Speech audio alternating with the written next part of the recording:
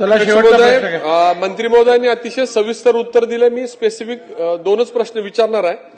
पहिलं म्हणजे पूर्वी सर्व शिक्षण अभियानाच्या अंतर्गत केंद्र सरकार प्राथमिक शाळांना इमारतीसाठी निधी द्यायचं. इमारतींची परिस्थिती अतिशय खराब आहे. त्या धर्तीवर राज्य सरकार ज्या शाळांची दुरावस्था झालेली आहे त्यांना निधी देणार का, हा माझा स्पेसिफिक प्रश्न आहे. दुसरा माझा प्रश्न आहे की कमाल मर्यादा जी फीची आहे ती माध्यमिक आणि प्राथमिक शाळांमध्ये आपण निश्चित करणार का, आणि ती जर कोण क्रॉस करत असेल तर त्याच्या विरोधात कारवाई करणार का.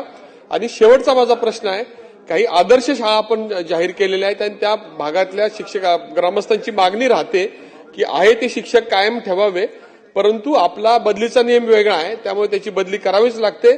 अपवादात्मक परिस्थितीमध्ये अशा शिक्षकांच्या बदल्या जर थांबवायच्या असतील तर तसे अपवादात्मक अधिकार मान्य मंत्री किंवा संबंधित शिक्षणाधिकारी वापरणार का. अध्यक्ष महोदय, जिल्हा परिषदच्या शाळांच्या शिक्षकांच्या बदलीच्या संदर्भातले विषय हे सन्माननीय ग्रामविकास विभागाशी संबंधित आहेत. निश्चितपणे आपण त्यांना त्या पद्धतीची विनंती करूया. दुसरा मुद्दा,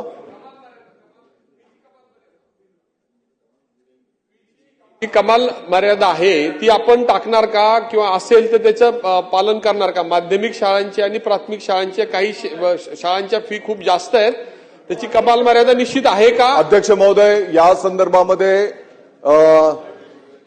खाजगी शाळेच्या फीच्या संदर्भामध्ये, क्लासेसच्या फीच्या संदर्भामध्ये एक अभ्यासपूर्ण धोरण त्या ठिकाणी प्रस्तावित केलं जात आहे. मला वाटतं की येणाऱ्या काळामध्ये त्या संदर्भातला कायदा करून निश्चितपणे एक त्या ठिकाणी मर्यादा असली पाहिजे.